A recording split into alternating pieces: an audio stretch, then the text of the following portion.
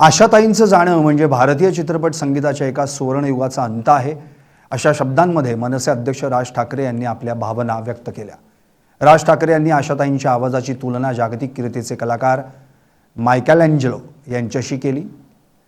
राज ठाकरेंनी फेसबुकवर एक पोस्ट केली आहे. लता दीदी भारतीय संगीतातील लिओनार्दो द विंची होत्या. त्यांच्या स्वरात परफेक्शन आणि आध्यात्मिक अनुभूती होती. तर आशाताई या मायकेलँजेलो होत्या.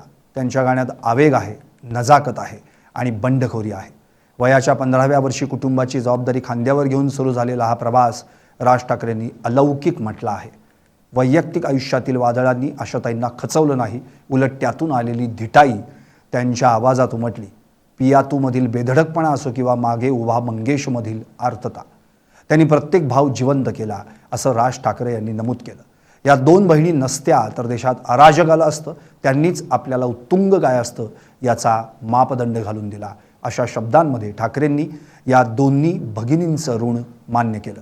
भारताच्या सांगीतिक रेनेसॉन्स म्हणजेच प्रबोधन युगाचा शेवटचा महत्त्वाचा घटक आज आपल्यातून गेला, अशा शब्दांमध्ये राज ठाकरे यांनी आशाताईंना महाराष्ट्र नवनिर्माण सेनेतर्फे विनम्र श्रद्धांजली वाहिली.